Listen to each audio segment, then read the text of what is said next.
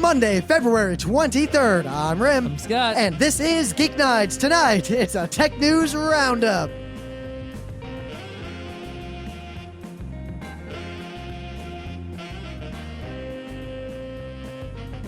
Let's do this. Well, despite saying we do it all winter and not doing it, Skojo and I finally went out skiing again. Mm-hmm.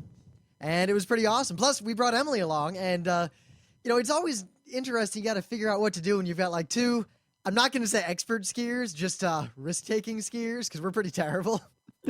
And then a beginner. So basically, that's always a rough, I mean, in any social situation where there is some thing that prevents people from staying together. Like, let's say you go to an amusement park and someone's not tall enough to ride the roller coaster, or maybe you go to the amusement park and someone doesn't have a bathing suit, or you're going to play a board game and it only can handle 5 people and you got 7 people, but you're going to play it anyway. Or, Yep. What do you do when you're in a social situation?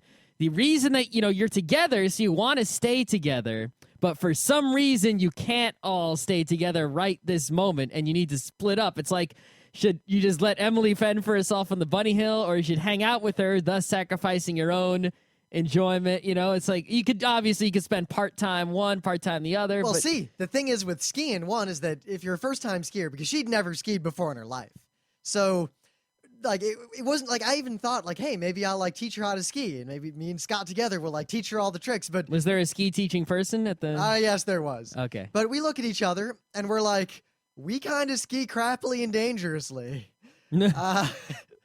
We would probably not be the best instructors. So Emily went and took lessons for the morning while we went. Does it cost extra to take lessons? Yeah, you can pay for group lessons. Or you can pay a lot more for private lessons. Really? So so if I just go and buy, do you have to buy a lift ticket to get lessons? Actually, most places like this place, they had a plan where if you want to buy a lesson for like $70, they give you a lift ticket that only lets you onto the lower mountain, which is fine because the upper mountain is stuff you can't do if you've never skied before. Like you'll just die up there. And it includes a rental and a lesson and like everything you need. No, so it's basically, have you never skied before? Give us this amount of money and we'll hook you up. Yep, we'll take care of everything for you, and we'll teach you the basics. And beginner ski lessons are like, here's how to put your skis on. Stand up. Don't fall down. Well, you see, it depends on where you go. I mean, when I was a kid, ski lessons consisted of my dad Don't put the yelling, skis on backwards. Stop falling down. Get up. Don't fall down. Why do you keep falling it's down? like, you think about people like getting swimming lessons, right? Kick.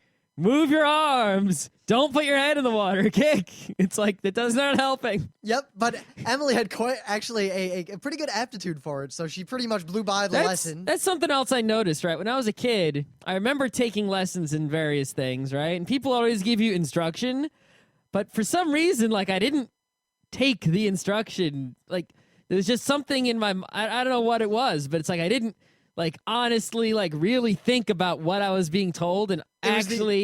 you know what? I'm reading The Judging Eye, and they talk a lot about that. And actually try to do it. But now, like, if I'm doing something and someone's instructing me, I actually pay attention to all the words they say, think about them, and try to, execute on it. So while... obviously, how brains work, right? When you're a kid, you learn things a lot more easily. The thing is, I can still, I'm sort of amazed at how well I can learn things now, because I think that I have a much harder time learning than I used to, but I really don't. Well, I learned hiragana in like a few days. It depends on the will and all those sorts of things, but there's also just the natural aptitude. I mean, I think there is natural aptitude, yeah. Well, no, a big part of that is you can always tell. Like, martial arts are a good example, because a lot of the people in a martial arts That's class, a good example of something I didn't listen to when I was getting instructed as a kid. You know how many times the karate guy told me to take because I was making a fist wrong, I had to put the thumb on the outside instead of the inside. If you put your thumb on the inside, you're gonna break your thumb. But I never actually punched anyone, so it didn't happen. But they kept every time I'd put the thumb inside the fist because when I was a kid, I had to punch people in class. Yeah, and I had to punch things and people. I never made it that far. But with martial arts, you'll see a lot of people will take like a martial arts class, and they listen to the instructor and they try to do it, but they don't like get it on a fundamental level. Like there's this body awareness, at least for physical instruction, where like an instructor can only take you so far. They can explain all the technique and they can give examples and show you, but unless you have the body aptitude to kind of feel what's going on in your body and intuit what you should be doing and have just proper balance, that instruction's really never going to get you anywhere. The rain in Spain falls mainly on the plain. But she did all right, and it worked out pretty well, because Scotia and I went up and, like, hurt ourselves a bunch, and then we came down, and we got lunch, and it turns out there's one lift that goes up to, like, the biggest bunny hill. And then at the top of that... They have more than one bunny hill? There's, like, 6 bunny hills. Whoa. And Emily'd been doing all the, like, really easy ones, so we took her over to the big one, of the bigger lift, and then at the top of that, there's another lift that goes up to, like, the good mountain. Mm-hmm. So we could ride the lift up. I mean, that's the main reason to ski with people, is so when you're sitting there for 10 minutes on the lift with nothing to do, you kind of just hang out, enjoy the The atmosphere. lift takes 10 minutes? Yeah, it goes a ways. How long does it take to get down? Depends. Between 30 seconds and 6 or 7 minutes, depending on what kind of slope it is. I'm just trying to, is it like the roller coaster where you wait in line for an hour and then the ride is like 2 minutes and then you're like... Well, the thing is, I mean, the lift is fun because usually you're there with friends, you're hanging out. Well, yeah, I'm sure the lift can be fun. It's not, people pay to ride the Sky Car at the amusement park, right? Well, that's the thing. I keep using the amusement park as the example. As we've always pointed out, you can pay to ride what is effectively a ski lift to nowhere at most amusement parks. The thing is, the ski lift, you can't ride it back down, can you? No.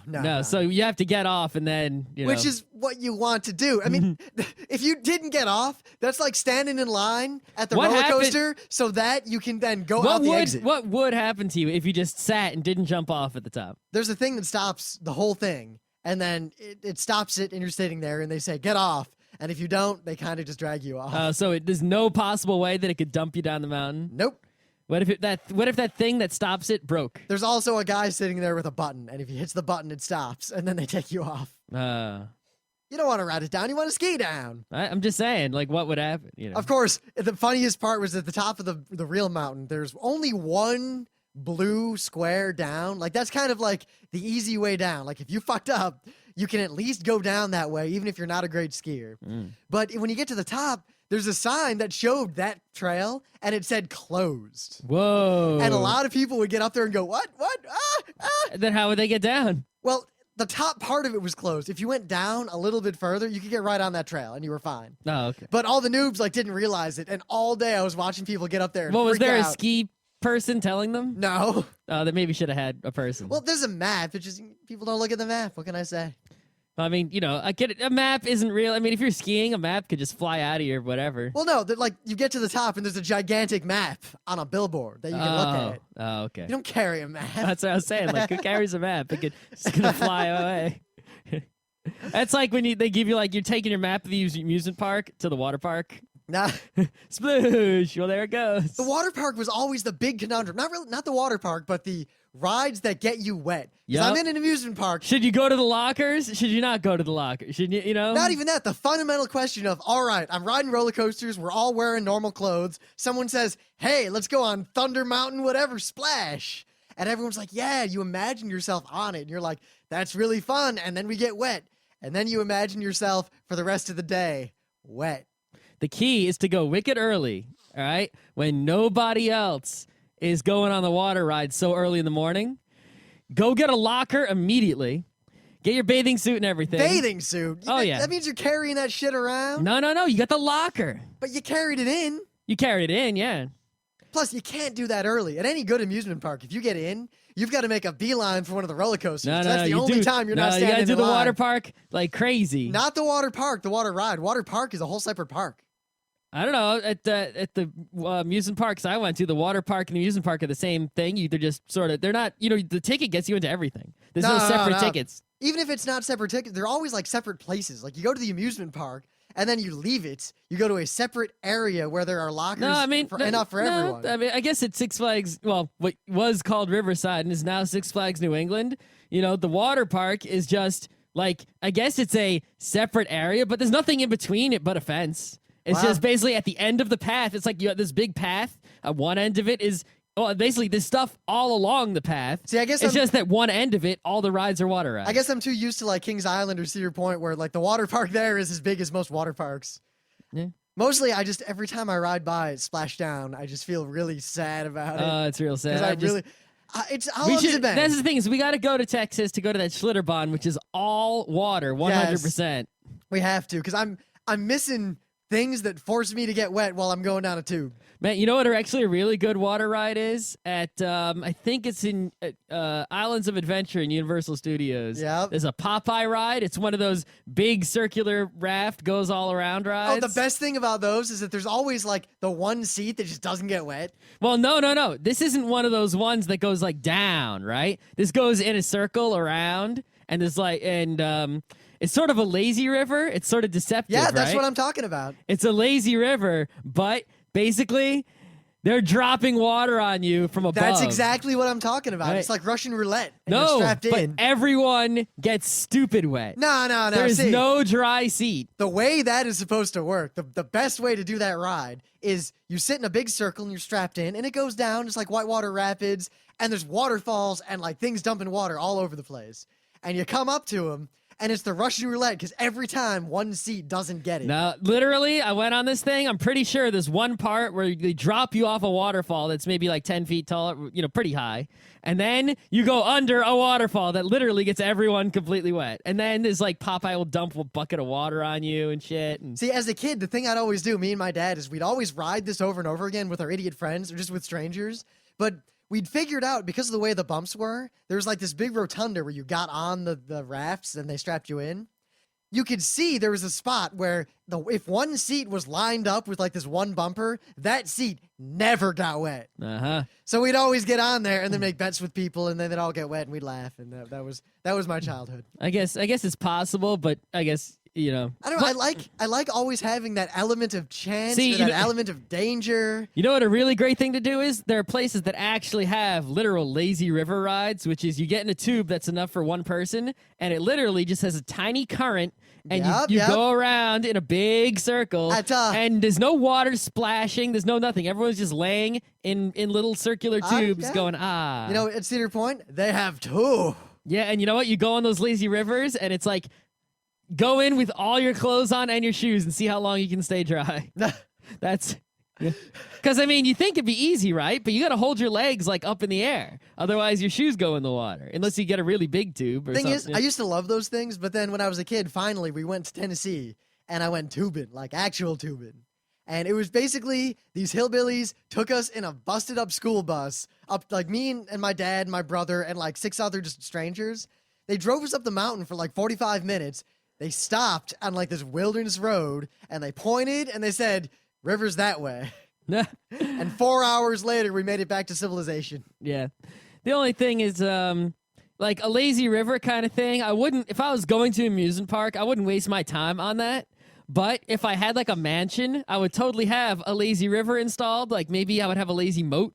And it would, like, if I wanted to just, like, relax and go, I would totally go in the lazy river. I think that's one of the signs of becoming an adult. When you go to the amusement park, and, when you're a kid, it's like, you're going to ride all the roller coasters, as many as possible, as fast as possible. Mom can't keep up, leave her behind. But when you get older, you'll walk through the frontier town as a kid, and you see, like, the cabaret show, or like the stuff they do, and all the like side attractions that aren't rides. You're like, screw that, that's just a trick. I gotta ride the roller coaster. The thing is, those things are pretty cool. Well, that's the thing. When you get older, you start to look at those things, or you look at like the cabana or the relaxo part, and you're like, nice relaxing resort town stuff. Yeah.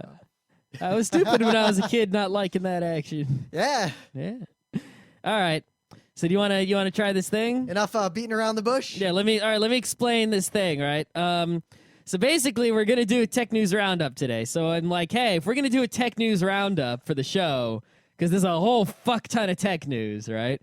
Why should we do news up front? It's sort of redundant, right? It's just more news. So Geeknights was in part inspired by this television show on ESPN called PTI, or Pardon the Interruption, where these two guys sort of, argue or not argue about sports topics in a rapid fire manner. And, it's a very popular show. It's like the only thing on ESPN worth watching because SportsCenter ain't what it used to be, all right? Old gray mare. Old gray mare.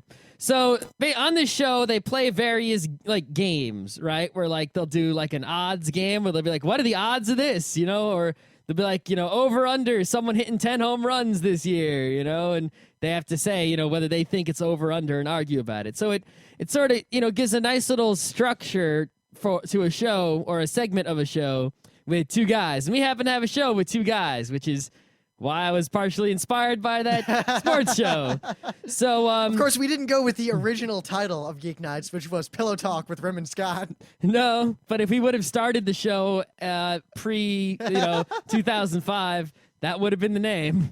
You think we're joking? If we would have started the show in 2002, it would have been Pillow Talk with Rim and Scott. The scary thing, you all think we're joking, but Be glad we started the show. I mean, I made that first podcast in, 03, 04, something like that. I mean, we basically were doing Geeknights for, like, one or two of our friends since 2002. Right. So one of the bits they do on this sports show is called role play. Oh, it's perfect for us role-playing gamers, right? And basically what they do is they'll go like, hey, you are such and such basketball. You are Dikembe Mutombo, you just had this and this, and then they explain like what the news bit is about Dikembe Mutombo. And then it's like, then the other person has to pretend that they're Dikembe Mutombo and, sort of do You just like saying Mutombo. Oh, yes, Dikembe Mutombo. He's such a awesome. good name. He's amazing, yes. Okay. No. So, an example of this would be like, let's pretend it was like last year, right? I'd be like, hey, Rim, you're Bill Gates. You were just in a really stupid commercial with Seinfeld. What do you have to say for yours? Can you explain that commercial to us? And then Rim has to pretend he's Bill Gates and explain the commercial. So I figured, hey, let's try this and see if we have. The thing is, I think those sports guys, to be honest, I think they prepare in advance. I didn't realize until like 5 minutes ago, as I was going through my email and shit while we're doing the show, and I realized that Scott actually sent me something that I didn't look at. Yeah, I mean, well, you had to prepare somewhat because you have to come up with who the people are and what the news stories are and such. But we did not prepare our role plays in any fashion, so this could be hilariously bad, or we could actually do a good job. And I think if people like this segment, we can keep trying it, and we're gonna have to build skills at it. Yes. Though. This isn't just a naturally easy segment where we just say stuff. It requires thought, and we might have long pauses. We might have to edit out before we. I'm not editing shit. Don't even look at me. All right, you want to try it? I don't know. I think I can try it. All right. Do you want to go first or not? You can go first if you want. All right. So me going first means you read it and I role play first, or you role play first? I'll role play first. I think I can do this. All right. You are in the New Zealand Parliament. I don't know if they have Diet people or whatever. I was about to ask, do they even have a parliament? I mean, Australia and New Zealand, as far as I can tell, are basically fascist. You're a Kiwi legislator. You voted to pass a law that requires ISPs to cut off internet access to anyone who is merely accused of copyright infringement. Why did you vote yes on this? I'm sorry. I couldn't hear you over the pile of money that is falling on top of me from lobbyists. I mean, the ISPs are going to be lobbying against you. They hate this. ISPs don't have any money. It's Australia, mate. It's New Zealand. Same difference. Do you know how far away the internet is? All right. I was trying to do an Australian accent in my head, but there's a filter in my brain that said, that's not working. I'm not going to let that go through, so I didn't have any accent there. I think we're supposed to say a little bit more than that, but whatever. All right, here. So, Scott, you're one of the TV executives that went to Hulu and said that Boxy could no longer be... Oh, I said that wrong. Awesome. You are a TV executive. You have told Hulu to get off Boxy and XNBC, even though Hulu really wanted to be there. Well, excuse me, Sonny. I can't hear what you're saying. Could you speak up a little louder? But people want to watch TV. They can watch TV on their computers. Well, they got them new digital converty boxes. They can watch TV with them there. So, government's even giving them $40. So why did you let them watch TV on the computer in the first place? People, that's not a TV. It's a computer thingamabob. And people, they were stealing the TV on the computer. So we figure, hey, we can get some advertising dollars over there. And so I'll try to break through the tubes here, but you do realize that nerds hook up their computers to their televisions. What are you talking about? Computer don't plug in a TV. It's got a different fangled cable thinger. Biting commentary.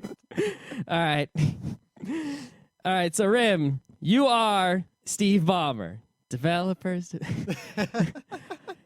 Microsoft recently laid a bunch of people off, but then accidentally, in quotes, gave them more money than they were supposed to, and now you're asking for the money back. Can you explain this for us? So you're telling me that I have done you a favor, and now I want this favor to be repaid to me, and yet you are somehow thinking that you do not have to repay this favor to me.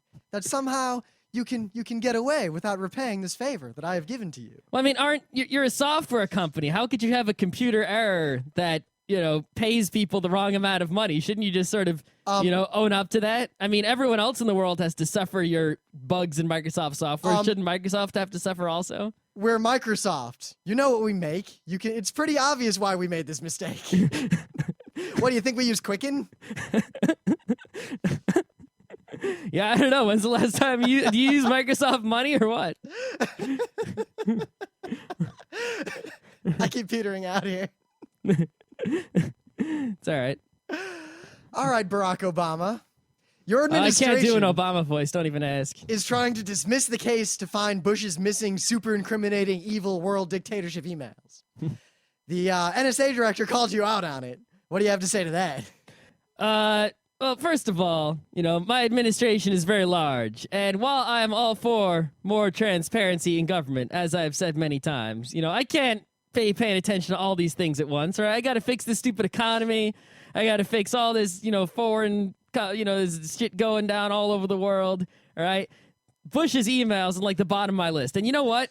All right, after that BlackBerry fight, I realized that it is most likely this government was just so incompetent when it comes to technology. There was no nefarious email deleting. None of these people even know what email is. It was obviously incompetence, and wasting time and money on an investigation is only going to reveal incompetence and make us all look bad. So it's better if we just don't pay attention to that and concentrate on fixing the real problems we have now. But you do realize that this just proves the link between Ron Paul and the gold conspiracy.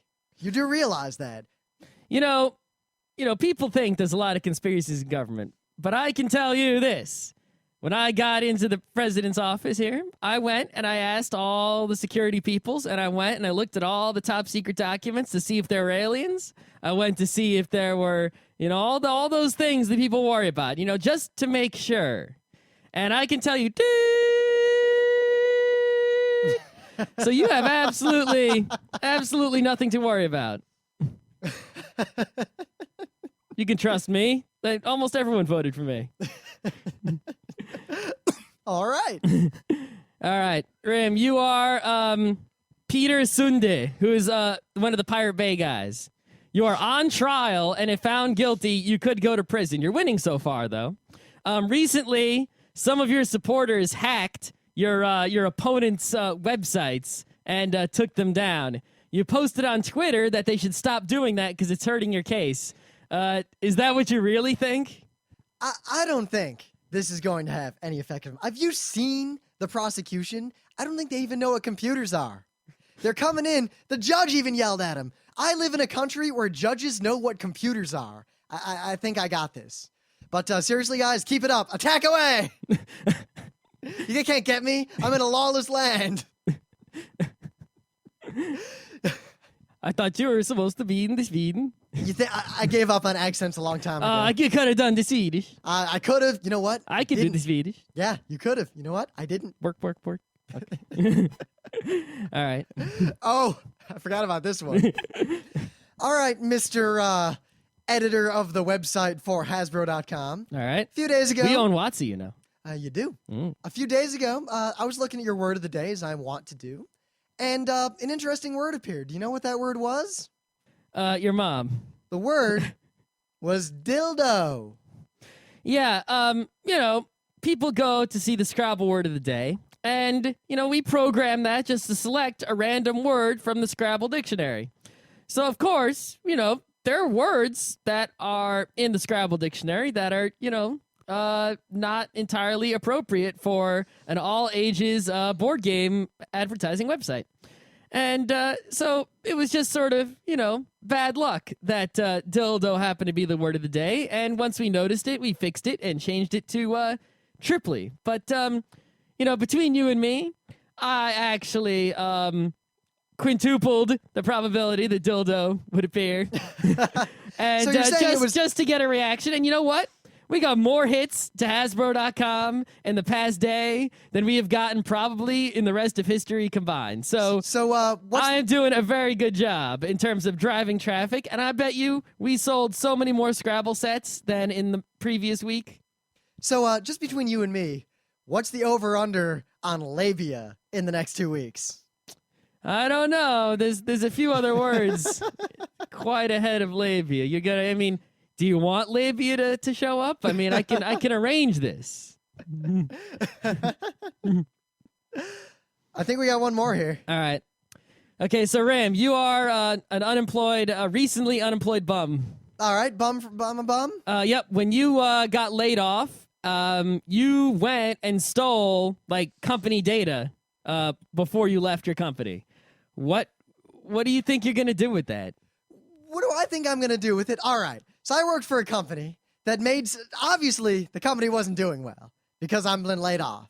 So what could I have stolen that's worth any money? If it was worth any money, I wouldn't have been laid off. So why did you steal anything?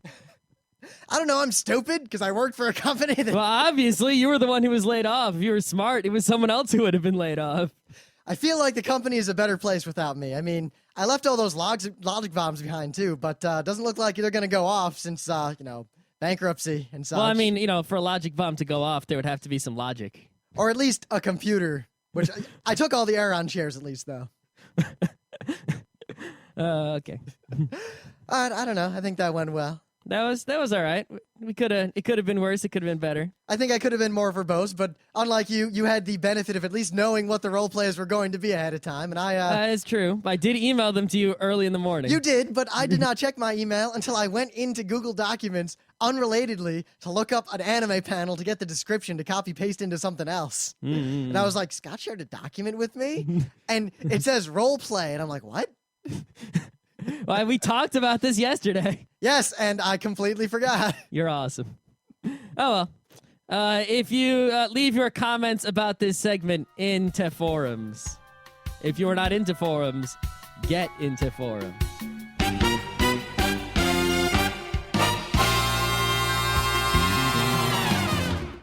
But before you get into forums, get into things of the day. Oh, shit. What's my thing of the day again? Do you have a thing of the day? Yeah, I do. What's yours? Okay. I just thought these were really cool. Apparently, if you own a Play-Doh Fun Factory, you can make really awesome pixel cookies with almost no effort. See, the thing is, there are ways to make pixel cookies without a Play-Doh Fun Factory. But they're not as efficient as this or as cool.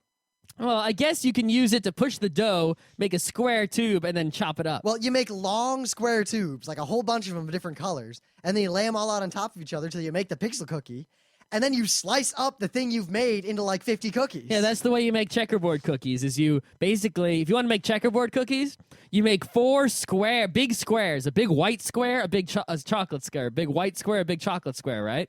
Then you stack them up on top of each other. So now it's white, chocolate, right? Then you slice like 1 centimeter things, right?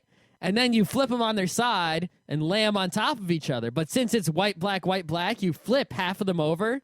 That way you get the checkerboard going on, and then you slice them again, and then... This is much better. It only requires 1 slice, and you've got it. This one requires culinary skills. Yes, this one does not. This one requires Play-Doh Fun Factory. I'd recommend getting the Play-Doh out before you use it. I recommend buying a new Play-Doh Fun Factory and then washing it, because one that has... But Scott, Play-Doh is non-toxic. Yes. And it's kind of salty. And it tastes really bad. Not that bad. It tastes terrible. I've eaten Play-Doh. Have you? It tastes shitty. It tastes real bad. Actually, you know what tastes kind of okay, though, is if you make your own Play-Doh with borax, that's awesome. Borax. I wouldn't eat that, though. But All right, so do you remember your thing of the day? Oh, yeah.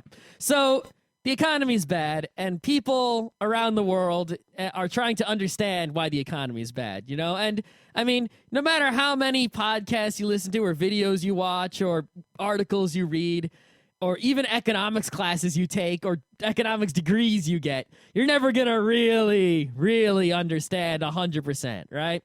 But you can understand enough. And, you know, I've just people everywhere are trying to become more educated on this, and it's generally a very good thing. And I, unlike many others, have also tried to get more educated into the economics topics.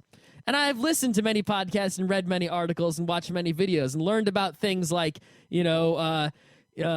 what's it called? The debt obligation things, where the things go into the top bucket and then the second bucket, whatever. Yeah. And I've learned about credit default swaps, where someone buys insurance like that a company's going to go under, but then someone insures that with another credit default swap, and this big chain means the insurance doesn't work, and all these other factors that, subprime mortgages, basically lending, giving a mortgage to someone who can't possibly pay it back, but you give them a low rate to start out with, they can afford, but then their payment jumps way up, they can't afford it, and then they lose the house, But people sold the houses to them anyway and approved the mortgages anyway because the brokers got these commissions, so they didn't give a shit, and all this sort of stuff. And, I've learned all these separate things, but sort of putting them all together is not really the easiest thing. I mean, you can sort of figure out how they all fit and why things got fucked up because of it, but not 100%. And there's this video, The Crisis of Credit,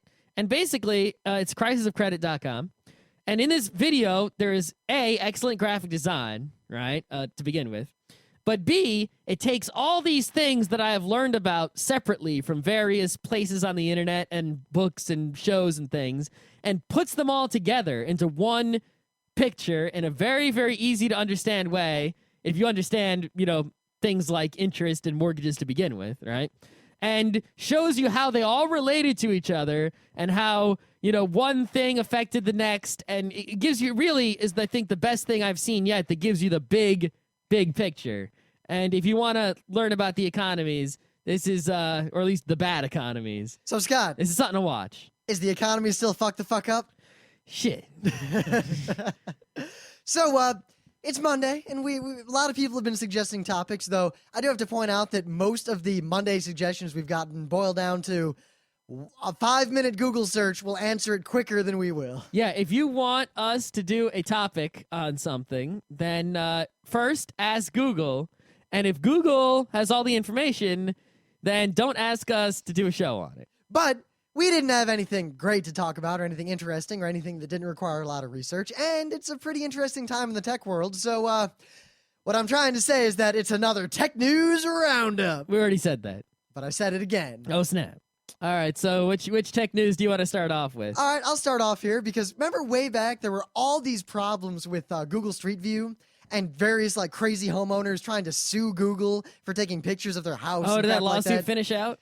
The one filed in April last year, the big one, was pretty much overturned. It was dismissed outright, and it's done. Because apparently the family, quote, the plaintiffs have failed to state a claim under any count.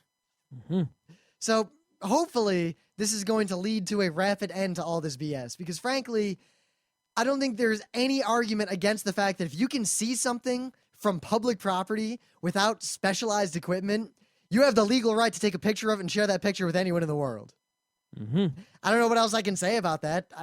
No one's given me a good refutation, and it looks like the courts agree. Yeah, I mean, there's been a lot of news lately about photographs in public, and it's starting to come back in our direction. I mean, there was an article in the New York Times recently about some guy who was taking pictures in the subway, and actually, it specifically says in New York state law, you are permitted to take photographs in, transportation. I forget the exact legal wording of it, but basically it says the law says specifically it is legal to take pictures in a subway station. Actually, interestingly enough, As it is long also as- illegal to be so fat on a subway that you take up 2 seats. Really? Yeah. Well, the other thing, the exceptions to the rule is you can't use a tripod, you can't have lights, right? You need a permit for those things. Now, the thing is, those make sense. If I'm on the 6 train and some dude whips out a full tripod and a spotlight. I mean, in New York City, you can't even whip out a tripod on the sidewalk without a permit. Because again, if I'm trying to walk to lunch and some dude whips out a tripod and a spotlight. Yep. So, the thing is, this New York Times article was talking about a guy who, the cops came up to him. He had the law in his bag, so he's obviously one of those prepared guys, right? I for a long time, carried around a copy of the Declaration of Independence and the Constitution and the Bill of Rights. The thing is, now you don't have to carry around a copy of this law. You can just carry around this New York Times article. Yeah. And the cops came up to him and were like, you can't take pictures in the subway, 9/11, 9/11, blah, blah, blah. He's like, yes, you can. Here's the law right here. I can take pictures in the subway station. And then, of course, they arrested him and took him to the police station. And it looks like he's probably going to get away with the charge of taking a picture in a subway station, which isn't even a charge. But, of course, they're going to charge him with, like, being, uncooperative and all that other sort of bullshit because in situations like this, I'm of the mind that one, the police officers need to be censured in some way. Yep. I mean, granted, there's no way for any one human to know the fullness of American law, but at the same time, you've got to hold law enforcement officers and judges to a higher standard than this. And also, if police, even a police officer can't be required to know the entire law, right? But it should always side on, like, doubt. It shouldn't, so if a cop, like, if he's not sure if something's against the law or not, the default answer should always be no, it's legal, if it's not obvious, Well, I think one way to fix this, talking about surveillance, I'm so for this, and the more I think about it and the more I read articles about it, the more I'm for it. Every uniformed law enforcement officer in the United States should have a camera mounted on their uniform that is active with audio and video for every second that they're on duty. Period. The thing is, something could get in the way. You know how it is. Doesn't matter. It's something. See, I think, what would help a lot? Oh, actually, a whole lot, right? If there was, this is actually a somewhat more feasible idea, right? It doesn't have, problems. If there was just how in, like, the NHL, right? If the ref gives a bad call, they call Toronto so why don't police have a thing where they can go back to their car? No. There should be a thing that anyone can call. Absolutely anyone. And it should be a different one in each state where you can call and find out what the law is. Well, so the thing is, if police come up and are going to arrest you, you could just be like, hold up. Let me call this number. And you call the number and you would call like some, state department and you would say, is it illegal? Is there anything illegal about taking photographs in a police station in New York City? Now, Scott, here's the problem with this. One, the way the law is written, it might take days or weeks to figure out the answer. Yes. Two, there already is something like that. It's called a lawyer. And three, the reason that's a problem is that you can't actually really get your rights in this country anymore unless you have the money to pay for someone who understands the law enough to prove that you didn't break it. I just think there should be, that's why there needs to be some sort of state thing, not something you have to pay for, something free. No, but what I'm saying is I don't think it's possible the way the law is now, because basically it would cost the state so much money to have so many lawyers on hand to be able to figure out the law in all these weird cases. I mean, someone's going to call, the thing is, my dog pooped on public property, but it was a Wednesday and I had a stink eye. Yeah, the thing is, for the vast majority of cases, though, it'll be very easy to give the answer. All you need is, you don't need so much someone to look up the answers as you just need an authoritative person to give the answer. Because if it's you arguing against a police officer, you can't win even if you're right. See, this is why I'm an advocate, because this is the one thing we can do as citizens. And when I get a new car, I'm thinking about rigging something up just because I can. But like when I'm driving, I'll use an example like that because it's easier to put forth. And it's less incendiary than talking about police, even though partly due to the nature of the way I lead my life, I've had very few pleasant encounters with the police and many unpleasant encounters, to say the least. But if I have a new car, I am much more afraid of interactions with the police and with other drivers than I am of any problem that I'm going to cause on my own. And I would love nothing more than to have a verifiable black box in my car that records the last hour's telemetry, and a 360-degree camera and audio inside and outside the car that also gets the last hour. So if anything goes wrong, I get pulled over, I'm in an accident, there is objective proof as to exactly what happened, how fast I was going, whether or not I was speeding, if I broke or not, what the crazy indignant lady was yelling at me after she dinged my door and then attacked me. Just because for someone like me, the majority of the altercations I'm involved in with fellow citizens are ones wherein I was the wronged party or the neutral party. But yet, in our legal system, it's word against word, and eyewitness testimony is useless. So I don't have any confidence that if I'm ever in trouble, that the law would end up being served properly for me. Yeah, I mean, I just want to reiterate a point that we have to make often because people have a hard time understanding it, is that when people are against a surveillance society only because it's a who watches the watchman situation, right? It's the government watching all the citizens and no one's watching the government. Surveillance is okay if you're surveilling yourself, right? Or if the surveillance is done by the government, as long as anyone can watch the cameras, not just the police, but anyone has access to all the camera feeds. Now, even if they can't watch them all the time, and like here's a good example. Let's say like Chicago's trying to have cameras on every street in the city. Like that's their plan now. What if it was set to where you can't just watch them all the time? Because that does really enable stalkers and fucked up people. Yep. But if you had a system where you can petition the government and say, I would like to see footage from this area from this time because X. You know, I was in a car accident. You shouldn't even need to say because X. You should just request, I want this, this camera or any cameras in this location between these, minutes. Between, 5 o'clock and 5:25. I would even be okay with having to provide some reason, even if, like, just this minimal barrier to entry. Yep, and you know what? Police should have to go through the exact same, and lawyers and everyone should have to go through the exact same process to get the footage, and it should be available to everyone. Well, I guess my idea is that there should be a barrier to entry. Like, you say why you want it and all that. It's the way to weed out Maybe the there could be, crazies. a small fee, $5, $10. Well, just anything, just to weed out the crazies and the riffraff. But more importantly, the idea is that the footage is available to anyone who needs it to vindicate themselves. And since that's not going to happen anytime soon, I'm more and more an advocate of people making their own personal surveillance to protect themselves from the people around them. Yep. I mean, that's the thing is that, right, a surveillance society isn't because surveillance and cameras are bad, as long as they're only in public places or, they could be in private places if they're owned by the owner, right? It's that the only people controlling them are the government, and thus they can only be used to incriminate and not to decriminate. Plus, when I was a kid, someone was vandalizing cars in the neighborhood. We put up a night vision camera outside, and we caught the kid, and we gave footage over to the police, and as far as I know, they got him. Yeah. See? Perfectly okay. Yeah. All right. So, there was that whole business with the Vista Capable. Do you remember this? Oh, yeah, the false advertising lawsuit. Well, let me explain the whole story here, right? So, as I've read, so this is what I've read. Microsoft was coming out with Vista, right? But, of course, Vista was going to have higher system requirements than XP. XP came out in 2001. Vista came out in, 07? Wow, that makes me feel really old. So 6 years later, system requirements were going to be higher, right? So people who had old computers running XP, computers from 01, 02, were they going to be able to run Vista? Maybe not. So they had to buy new computers. So Microsoft said, let's make this easy for people. People don't understand the megahertz and the gigawatts and the megabits and whatnot.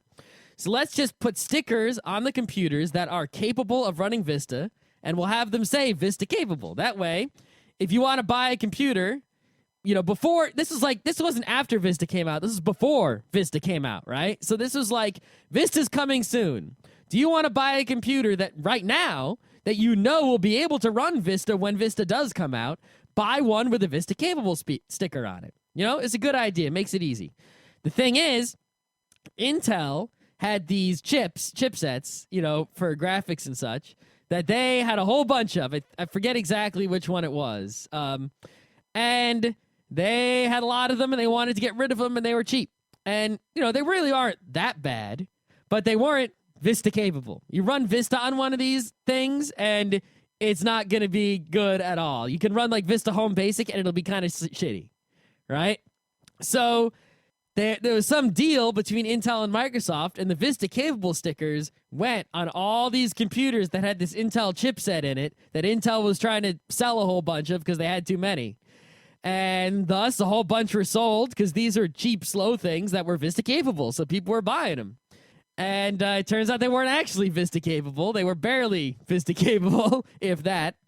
And thus, someone started a lawsuit against Microsoft and saying, hey, you shouldn't have put those stickers on there. That was bullshit and blah, blah, blah, blah, blah. Well, that lawsuit has lost its class action status, which means it's not, a class action lawsuit is one of those things where everyone gets in on it, right? So, like, for example, let's say there was a class action lawsuit about the peanut butter, right? Everyone who ate the peanut butter would be able to just fill out a form. So it's like 1 million people suing the peanut butter company. Now, granted, that I don't want to debate the merits of class action lawsuits and No, the no, problems no. with them because I I'm have a just- lot to say about that. How lawyers make all the money and the people make shit. Yeah, And how they're primarily punitive as opposed to restorative. exactly. But I just wanted to make sure people knew what they were.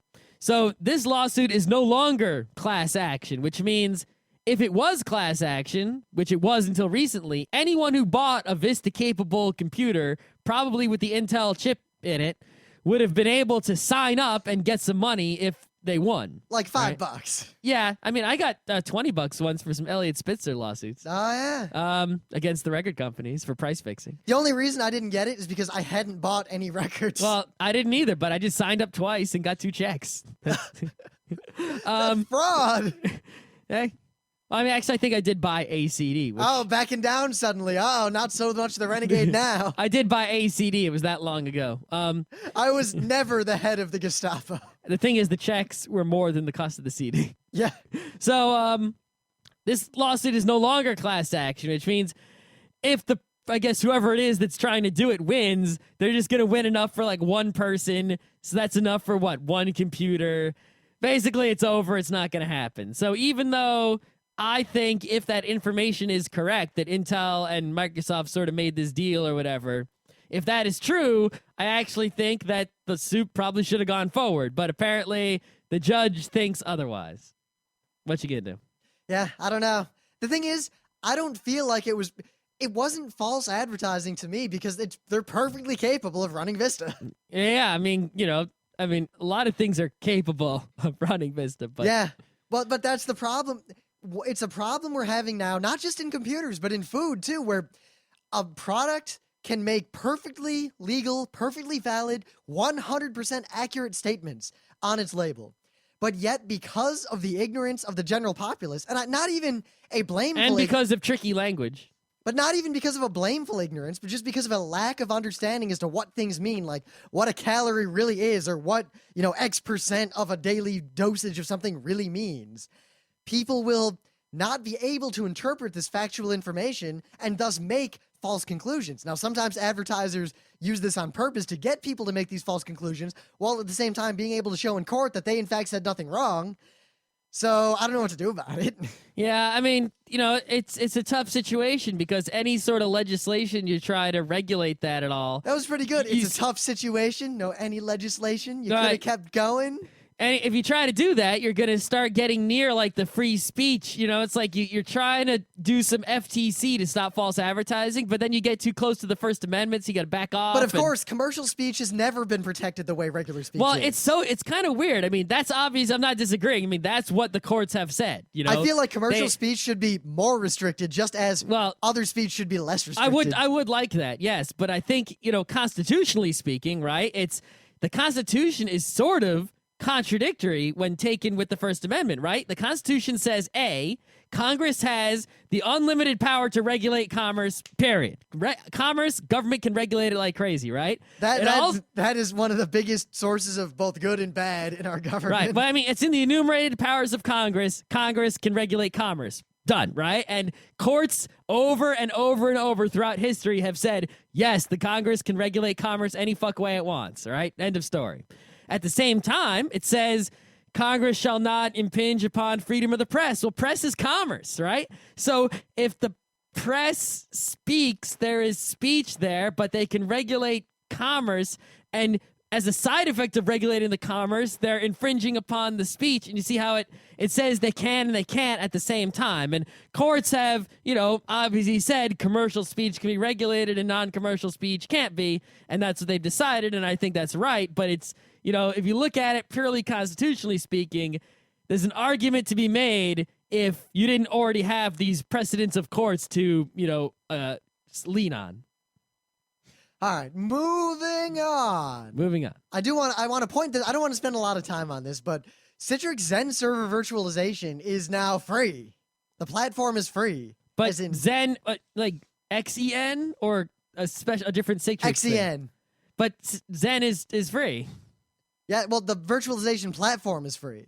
Uh-huh. Basically, so what's new that wasn't free before? Well, basically, this is the stuff that we wouldn't use, but enterprise people would use, it's getting basically. Here's the deal. I brought this up for one reason. I mean, Citrix has a lot of good technology. I'm not going to deny. But so simultaneously, VMware has not been keeping up at all. No, well, VMware does something a little different than what Citrix does. Well, the thing is, it's different in that it's just worse in a lot of ways. I mean, well, yeah, but it also has different uses. Well, no, I thought that, but more and more... Citrix is more of like, they concentrate a lot on the remote access and the remote application servers where there's obviously virtualization technology to make that happen, but VMware concentrates more on the actual full machine virtualization stuff. But that's the part that's dying. That's going to, within 5 or 10 years, full machine virtualization is going to be this legacy thing that no one does. Oh, yeah. It's an absolute waste, and...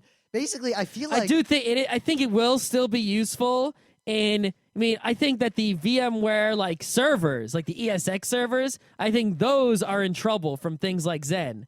But I think that VMware Workstation and VMware Fusion are still going to have a place. The thing is, they're not that widely used outside of geeky circles. Well, they're used by developers. They're used by... software testers. They're used by people with Macs who want to run some Windows programs. Well, yeah, well, that's what I was basically going to say is that on the desktop, VMware is okay, but for anything server or big iron, it doesn't seem to hold up because the idea of fully virtualizing an operating system for anything other than like a simple desktop task is ludicrous at this point. I mean, para-virtualization is the way to go in both Windows and Linux. Well, Linux is already there, far and away. And even Windows is going in that direction in a big way. Well, Microsoft bought a whole bunch of virtualization stuff, and we're waiting for them to bust out more and more with that. Mainly it's because I remember going through... I talked to a lot of engineers with VMware a long time ago. Not that long ago even. It was like a year ago. Mm-hmm. And just they could not answer most of the concerns that I had about performance. And they could not do the things that I wanted to be able to do. Yeah, I've got to do some more research about Zen because I was pretty sure Zen was an open source thing. So I'm really wondering what the it's OSS based, the Citrix thing is. We use basically we use Red Hat virtualization, and we'll have to do a separate show on with this. With the hypervisor. Yeah. If I explain this in any actual detail, that's a whole show. It'll take the whole. I mean, show. we did a show on virtualization. You want to do another show on para-virtualization? You know what? Let's do a show on Zen. All right, I'll have to research it and play with it. In a month. Because I know stuff about it, but not enough, obviously. I use it a lot at work, so. All right. But anyway, this is neat. So if you're an IT guy, here's my advice. Here's why I brought this up. Try it out because it's free. Why not? If you're an IT guy, try all this stuff out and learn it and put it on your resume because this stuff is going to get you a job. Yeah, remember, this is stuff that saves companies a lot of money because it means they can have their fewer computers do more stuff, which is... that's something you can actually, sell to a boss who's not a tech boss and get them to go smile. That's why it's good. Yep. They're not going to smile when you come up with your crazy encryption schemes that make life miserable, but they'll smile when you say, hey, we can double the number of computers we have without paying any money and without buying any computers. What? I really wonder if VMware is going to step up to the plate with something similarly good in the long run. VMware is on the sort of short to medium list of companies I can see going, this bad economy. Yeah, because part of it, too, is that... The other thing is that they might actually do a little bit better, though, because there are companies that don't know that VMware isn't as good as other solutions are easily lured into buying it because it will save them money, and if they don't have any uses that VMware can't handle, it'll work out. But at the same time... someone with 10 web servers who instead gets one big server and uses an ESX, it'll work just fine. But if you're doing web servers, unless you're using IIS... you'd better use user mode Linux or para-virtualization.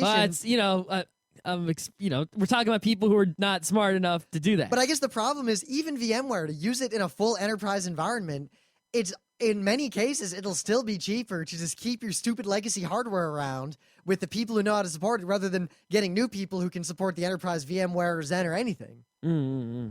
Especially now in the bad economy where people are more likely to turn off a server rather than spend the money to move it to a better platform. Yep. I think the one area that VMware and Citrix actually sort of directly compete big time is sort of the remote thing where, they do it in a different way. Citrix does a real remote application server. Well, Citrix has two ways of doing it. They got a lot of, basically they invented all that stuff, right? Yeah. But VMware has that one thing where, I can set up a computer in the office, put like 10 virtual machines on it, and then some remote user can VPN to the office and use one of those virtual machines as if it was a remote desktop. You know, that way you can have people working remotely, but they're still on your company network and secured and, you know, only using, you know, the machine you want them to use, and thus you're not getting their cruddy laptop or whatever all over your work network. But at the same time, you can do that with like Windows Terminal Server type stuff. Yeah. And it's cheaper and easier. Yeah, but the VMware, you know, having the virtual server going on there, you know, it's a little different. I guess it's just from a technological perspective, I feel that full virtualization is it's a dead end. It's an evolutionary dead end. It is going to end For many uses, yes. And eventually, it's not going to be used for anything but the support of legacy hardware. Like, or software that requires legacy hardware. Like, that's the end run, because eventually Windows is going to be para-virtualizable, just like Linux is. And that wrecks it. Like, that's it. All right, so the CEO of Netflix, Reed Hastings, maybe we should have role-played him. He says that by 2010, so that's less than a year away, right? 2010. They are going to offer a streaming-only subscription plan. And I will switch to that the day they offer You're going to have to mail the disc back. You know what? I have had Volume 2 of Kaze no Yojimbo for 3 months.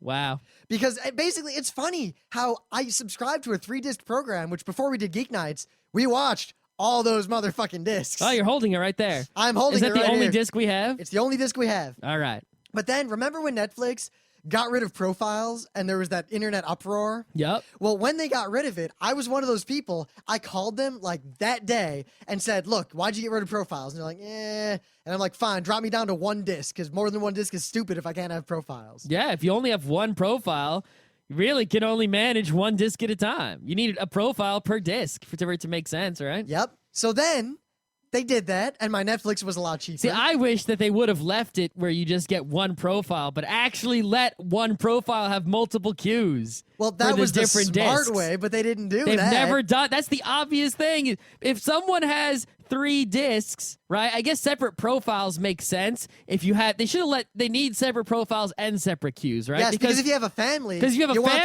I don't want it to recommend nothing but Snatch, Boondock Saints, Reservoir Dogs. It's like if you got a 4-person family, you need 4 profiles because it's 4 different people, 4 different tastes, 4 different sets of recommendations, and 4 discs for 4 people in the family. But if you're one person who watches a lot of DVDs, you need 1 profile with 2 queues for the 2 discs. So that way you can have 1 queue full of TV shows and 1 with movies, something like that. And they still haven't done that. And so, yeah, screw them.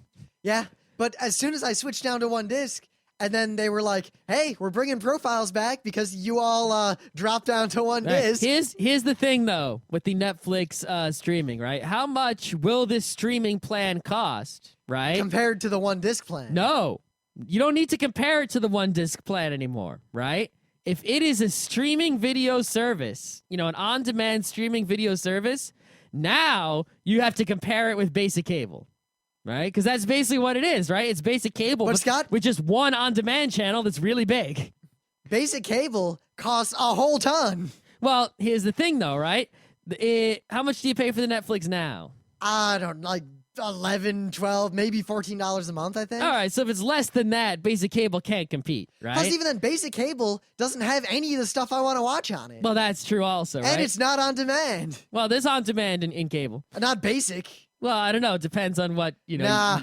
Nah. Plus, even then, I've been to a lot of houses that have on-demand cable, and usually you have, like, there's things that are available at any one time. You can't just watch anything that they've ever shown. Yep. So here, think about this, though, right? This is going to compete directly with Hulu. Cable. Well, yes, it's going to destroy cable. Well, cable might be forced to drop its prices. And such and such, and well, the thing is, we can start to see some stuff happening.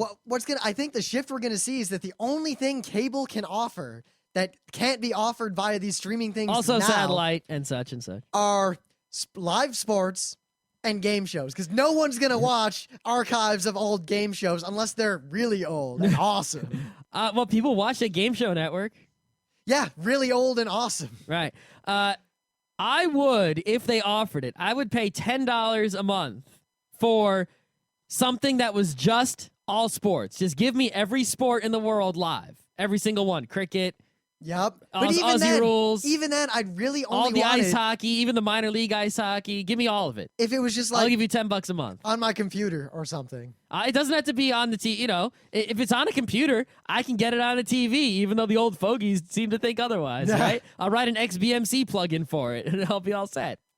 You know, but that's the only thing that I missed at all from television is live sports, because non-live sports, really. Plus, you know, F1 might one day be. We used to watch F1 time shifted. F1 might be in HD one day, which would be epic. I hear that they have HD cameras at the F1 now, but they're not actually giving you the HD signal because F1 is really popular in the rest of the world, and no one really out there has HD. So, you know. But it pretty much comes down to the fact that, like, between Hulu and Netflix, like, I don't buy DVDs anymore. I don't really buy, or the only people who get any money from me for entertainment are the people at Netflix, and they get a piddly amount, and I pay them the minimum they will let me pay. The only people who get money from me for entertainment is Amazon and publishers. Yep. And I guess the comic book service. All right, so I don't really want to talk about Wisconsin, the sales tax stuff. That keeps coming up. It's not tech news. It is, because it's internet sales tax. Oh. And my opinion there is thus. I'm going to boil it down, and it'll be a little incendiary. The world is at a point, in my opinion, where the fact that every state is doing its own income tax and is ludicrous. I feel, because so much commerce is interstate, I feel like sales tax, I think I said income tax once in there, but sales tax should be national and standard, and that should be the end of it. Yes, well, I don't agree with that entirely. I do. I say this one because use taxes are like this Byzantine like insanity. Here's what I say, right? If you are buying something from, say, the grocery store, right? The state should get the sales tax because it's an in-state commerce, right? If I buy something online that is from a company in New York, because I am also in New York, then I should pay the New York sales tax as. Yep. But if I buy something from Amazon, I think is a company in California. Thus, it is interstate commerce, and no state tax should apply, and only federal tax should apply, and there is no federal sales tax. See, the and problem, thus, even that purchase would be exempt from all taxes unless the federal government passed a sales tax, which would apply only to interstate transactions. But Scott, the thing is, without that last part, that's the way it is now, and that clearly doesn't work either. Well, I agree. Remember, you have to link what the tax does with the location and everything, and I think the most elegant solution, really, other than just abolishing it or standardizing it, would be that, because think about it, sales tax, if you're a state, you can fiddle with your taxes, especially if you're a little state surrounded by other states, have no sales tax to pull commerce out of other states into your state. Delaware. And that's kind of unfair in some ways because of the way the structures all work. Imagine if you bought something from another state, you paid that state's sales tax to that state on that purchase. Mm-hmm. This means states can lower their sales tax to try to draw businesses to their state for the purposes of then selling to other states. Yeah, I mean, but states do all sorts of weird things with sales tax they kind of need to do. Like, they have, like, you know, sales tax-free days and sales tax-free areas or low sales tax areas. Mostly what bothers me is all the taxes are so complicated. Like, there are taxes in Dutchess County on, like, clothing and crap. Yep. And I hate having to figure that out. And I looked at what I would have to do to actually figure out my use tax legitimately, and it's ludicrous. Yep. So you just pick the normal one, right? I pay the don't sue me surcharge. Exactly, the don't audit me charge, right? No, but I do think at the federal government we need money, right? We got to cut back this deficit. There's obviously more and more purchases being made interstate. Nope, not just from websites, but also from catalogs and things. Well, the other right? problem is there's so much unnecessary restriction on interstate commerce. Like the fact that I can't just buy booze online and have it shipped to my house. Exactly, right? It's legal to buy booze in every state, so why can't I buy some from California where the vineyards are? Not that I would drink it, but, you know, now, why not? The nominal reason is because a kid might get a credit card and buy it, which is true because when I was a kid, Like, I just got my free annual credit report because I'm working on a mortgage. But people are buying prescription drugs online. But you know what I saw? How many emails for Viagra do you get? You know, if you will get Viagra if you go to those. Well, it depends because apparently in Taiwan there's been a lot of deadly fake Viagra. Well, you'll get pills in the mail. But anyway, what's in those pills is up to you. But the thing is, on my credit report at the bottom, there's a big flashing warning that said, "Warning, check for fraud. The earliest line of credit is from before this person turned 18." Because I had a credit card when I was a punk teenager. So my line of credit goes back to like 1996. Yep. But as a result, I could get a credit card and buy booze online. And that's the nominal reason. Don't let kids get booze online because you can't check ID. But the real reason is alcohol makes a lot of tax money, and there are a lot of people with a very vested interest in preventing people from buying the cheap booze from other states. Here's the argument, right, for the booze online. You ready? Let's say a kid does buy some booze online, okay? Package shows up when the kid's not home. Unless the kid is under 21 and lives alone, right? Really? All right. So the package is going to show up. Mom's going to open it. Why is there a package of booze here? Well, see, that's why the kid's got to be clever. All right, so let's say... Here's what you do. You got to think like Bart Simpson. Wait. Let's say the kid gets the package, hides the booze in his room, drinks it when no one's looking, right? He gets away with it. Totally gets away with it, right? Yep. How is that any different from kid steals booze from parents' wine cabinet? It's not different at all. You're not protecting. You're not making it any more or less dangerous for kids, allowing them to buy booze online. Well, because the real reason is taxation. I mean, the way booze, like, it's ludicrous that I can't buy booze in the grocery store in this stupid state. That I have to go to, like, a separate booze store. Well, you can buy beer and cooking wine. Yes, I can buy crappy beer. You can't buy Vodak in the grocery store. Yes, which is crap. I miss buying Vodak in the grocery store. Right. Of course, it doesn't help that I've pretty much been able to buy booze, no questions asked, since I was 17. I must agree, though, that actually preventing Vodak from the grocery store does sort of help the economy in that there are liquor stores. I mean, if it was in the grocery store, there'd be no liquor stores, and the economy would go down quite a bit. See, but there would be liquor stores, but the liquor stores would be the higher class liquor stores or the lowest class liquor stores. What ends up happening, if you look at something like Stu Leonard's, right? Stu Leonard's is a grocery store with a liquor store. So it would be like if the Viscount was attached to the ShopRite, but it was still ShopRite. We went to a Dominic's that was like that when we were in Chicago for Anime Central. Yeah, that's what ends up happening. So But not in New York, often. Most places don't do that, and it sucks. I have to go to these completely different places to buy my booze. I mean, you wouldn't mind if that was the situation because it would be what you want. But it hurts the economy because that's one fewer business. It's one less, it's the grocery store just makes more money. By that logic, we should make laws like you can't sell cigarettes and bubblegum in the same store. I'm not agreeing with it. I'm just pointing out that's Scott, why it's you there. You are unfairly preventing the bubblegum store proprietors from having their livelihood. You, sir, are fucking the economy. I'm just saying that's what it is. I'm not saying I want it that way. The reason for it is very simple. A lot of people have a vested interest in keeping it the way it is because they make money off of it. Yeah, that's fine. All right. Let's see what we got here. We can do a couple more. Two more? Two more? All right, let me see what I got here. We can talk about the PDF exploit. What kind of PDF exploit? Read a PDF, get exploited. Oh, really? So there's basically a bug in Acrobat Reader? Is that what it is? Well, you do realize that there have been tons of bugs like that. Acrobat Reader is like... Adobe Acrobat is in the position it is for a lot of reasons, but it's not a solution to the problem that it solves. It's just the only thing that works well enough for everyone. I hate Adobe. No, I hate Adobe Acrobat and PDFs. No, I like, there's something about PDFs, like they have their use. I like... Yes, they do. The thing is, they're often used improperly. But the problem they're is often implemented poorly. But here's the problem. The code is bad. PDFs are a lot larger than they need to be. The software to make them is difficult to use or expensive. They're huge RAM hogs usually. There's nothing but problems with that. No, the PDF format has nothing to do with that. Well, it partly does. No, it doesn't.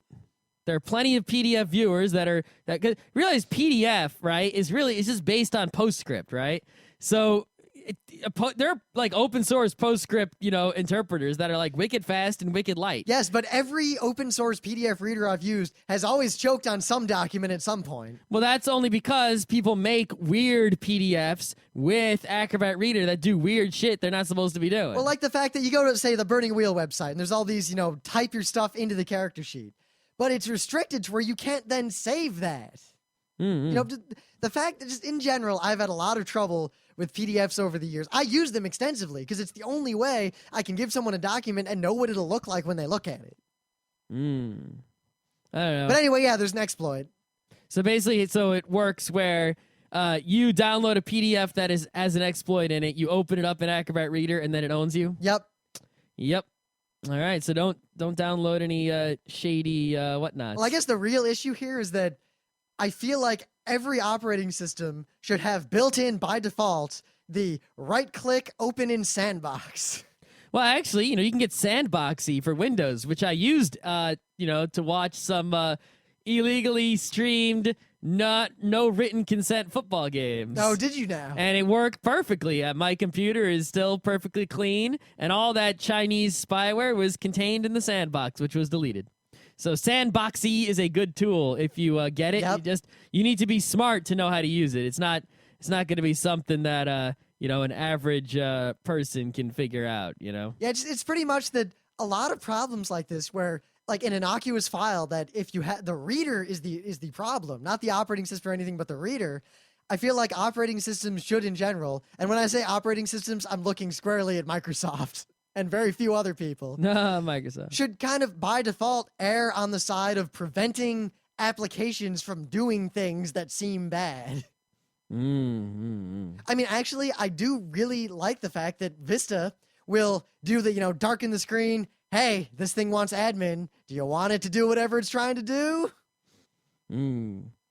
All right. So I guess for the final news, we'll talk about this, right? So Firefox, right? I've been using Firefox since it was called Phoenix. How long have you been using it? I used it at the beginning of the Firebird era. Yeah, because you didn't listen to me. Well, no, I had it. You're always intentionally late adopting. I had it in Phoenix, and I used it a little bit, but I didn't surf the web that much from my home computer. Even after you were using Firebird, how long did it take you to get to use the stupid tabs? I used the tabs immediately. No, you didn't. I was yelling at you to use the tabs. You trying to, okay. I used the tabs from day one. That's why I switched. Didn't. No, I was always yelling at you for the tabs. You never did it. Plus, okay. People don't remember this. Regular old Mozilla had the tabs before Firefox. It was just they were slow and poopy, but I was using them then. The main reason I didn't use Firefox back then, and they were implemented poorly, was that most of my web surfing was done on the other side of campus on the school computers that only had IE. I was carried on the thumb drive. Yeah, well, no, I wasn't. I didn't have a thumb drive. I didn't have a thumb drive either. They were expensive back then. Yeah, they were. But anyway, I've been using Firefox basically forever, right? That was version like 0.5, I think. All right. So now we're on Firefox 3.0. I've been using a lot of Firefox. And every time a version came out, I was like, oh, how could this possibly get any better than this? They would just come out. Every version had some amazing new features that blew me the fuck away. And I was like, what the fuck are they going to do in the next version that's going to blow me away, right? And it's like, just about now, the only things that would really impress me would be like if they made it a little bit more Google Chrome-ish, or it was a little bit lighter, a little bit faster, separate processes on the tabs, that'd be nice, But really, what are they going to do in the next Firefox to blow you away? Well, right now, or very recently, was the Southern California Linux Expo. I wish we had one of these, maybe New York Linux Expo. Anybody? Come on. I would like that very much. And they demonstrated some features in Firefox 3.1. And of course, they are blow-you-away features. All right, I'll bite like what? All right, so first they're going to have a native JSON parser. I don't know if you know what that means. It's something that will be able to parse JSON without a plugin. Yeah, basically, JSON is JavaScript object notation, right? And it's a way of sort of serializing data in a human readable way that can be used by JavaScript. So a common thing you would do with this is, let's say I have a web application with a database behind it, and someone else writes a website, and the JavaScript on the website goes and queries my JSON web service, gets some JSON text. The JavaScript It's JavaScript object notation, so that becomes a JavaScript object immediately. It just, boop, there it is. And then the JavaScript program can easily use all the data in that to, update the page, and it's sort of an Ajax-y Web 2.0 thing, right? And JSON is just really easy for doing it because JavaScript just gets it. With a native JSON parser, that's basically just going to be about 10 million times better and faster, and you'll notice a significant enhancement in any sort of JSON using website, and you won't know why, but it'll be there. Something else they're adding, right, is the HTML5 video element, right? I mean, even with HTML, like XHTML and shit, right? Updating, when you're doing HTML and you want to put like a flash video in a site or anything like that, right? You always have to use like, object, embed, all these really old shitty tags that suck ass. Well, now they're going to have the HTML5 video element. You're going to go, what? Video slash video. Yeah, isn't that great? That's a sigh of relief right there. So, people aren't going to have to like be doing, weird things to translate stuff from, the thing is, only people with Firefox 3 is going to work. If someone's coming to your website with like IE 7 or 8, they're not going to see the video. To say like, Firefox right now has support for the canvas element, right? And there are certain places you can go to see demonstrations of the canvas element and what it can do. I mean, I've played Wolfenstein in the canvas element, and just the other browsers don't support it, so no one can really build canvas using sites because no one will see them except Firefox users. Everyone else will just get like a square that looks fucked up. Maybe someday we'll have a unified HTML that everyone follows the same way. Yep. Supposedly, I mean, there's some talk here also about including like some different like video codecs and some OGG stuff, to like add some more multimedia stuff without plugins and some other kind of shit like that. It could get pretty interesting. The only thing is, right, Firefox keeps adding these features and they are pretty amazing and awesome and I like them, but people, even though Firefox has been lightening up a little bit and they got a newer, faster, like JavaScript stuff going on, they are keep adding it on. And originally, the point of Phoenix, the point of Firefox was that Mozilla, right, was piling it on. And not only were they piling it on in the browser, but they were piling it on. They had email, Composer, and news groups all in one application, and it was getting big and slow. So they're like, this is too big and slow. Let's do the browser only, right? Browser only, and we'll make it light. And if they want to add features, the features can be in extensions. That way, it'll be light. And then they said, but wait, these are features that everyone's using. Let's move them back into the browser, and now Firefox is big again. I feel like we need a Firefox. Clearly, we have a loss of vision here. Yeah. They had their eyes on the prize. They had a vision. They've fallen away from the vision. I do sort of think we need a Firefox that sort of takes all the features of Firefox, the big ones anyway, right? Splits them off into extensions, brings Firefox down to its previous light and fastness, maybe, more like Chrome, right? And then, maybe comes with like those default extensions that everyone wants sort of already installed, but then you can like, disable them, something like that, just so that we gotta bring it back to what the original vision was, and we're getting away from it. We're getting a big bloated browser, and I think that's why there's room for IE8 and Chrome to move in, is because Firefox is giving them room. But hopefully, the next browser will give them a little less room, and also maybe if people start making websites that use HTML5 video tag, canvas element, and some of these other modern features and start demanding, hey, like back in the day, they used to say, hey, you want to see the shit on my website? Get Flash. Hey, you want to see the shit on my website? You better be using Netscape. Maybe we need a little bit of that. Hey, you want to see what's on this website? Only Firefox 3.1 is modern enough. Go get it. Well, it's interesting because in Norway, they're having this big campaign now to point out to people using old IE6 to stop it and not use it anymore and upgrade to IE7 or, the new Firefox. Mm-hmm. I think, maybe there might be a way to like, you could configure your web server to detect user agent. And if the user agent is IE, 6 or under, forward them to get Firefox. Scott, that's how the internet was for a long time, and it kind of sucked. I know. Remember back in the day when half the sites were like, I only go away, Netscape losers, and the other people were like, but you know Netscape what? for the win, you know and what? they'd like crash IE with the FileCon exploit. You know what? Remember FileCon? Yeah, you know what? It worked. But no, it was kind of 50-50. And the only reason people stopped using Netscape is because it got unusable. Yeah. Plus, I would FileCon people all the time. All right. I think we're done here. Are we done? All right. I think we're done.